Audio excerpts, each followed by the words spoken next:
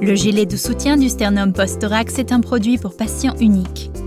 Il peut être lavé au domicile du patient, comme indiqué dans les instructions de lavage. Il ne convient pas en blanchisserie hospitalière. Mesurez la partie supérieure de la poitrine directement sous les aisselles avec un ruban à mesurer. Avec cette mesure, choisissez la bonne taille, du S au XXL, modèle pour femme ou pour homme. Ouvrez la boucle et le velcro sur la partie avant ainsi qu'une bretelle. Faites glisser la bretelle fermée le long d'un bras et placez-la sur l'épaule. Fermez l'autre côté dans une position lâche comme démontré. Fermez la partie avant, d'abord la boucle, ensuite le velcro, puis tirez l'arrière du gilet de soutien sur les omoplates. Les coussins devraient maintenant se trouver à gauche et à droite, parallèlement à la fracture du sternum.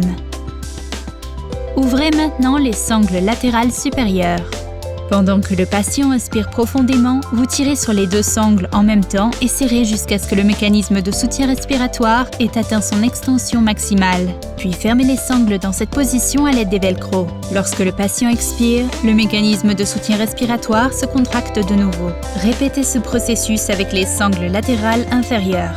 Pour finir, ajustez chaque bretelle séparément en appliquant une légère pression sur le haut des coussins. Assurez-vous que les coussins soient bien à plat sur la poitrine. Ajustez-les si nécessaire. Le gilet de soutien devrait avoir un ajustement confortable et compact autour du corps. Très important, la partie arrière devrait être en dessous des omoplates. Les coussins à gauche et à droite de la fracture du sternum devraient être parallèles en exerçant une légère pression par l'avant.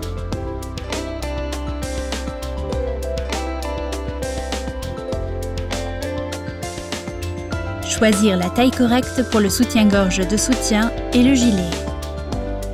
Ouvrez la boucle et le velcro du gilet de soutien. Placez-le sur une surface plane puis détachez les deux coussins. Attachez le soutien-gorge de soutien à l'aide des deux velcro sur la face avant. Vous avez le choix de placer le soutien-gorge plus haut ou plus bas, suivant la taille de la poitrine, afin d'obtenir une adaptation parfaite.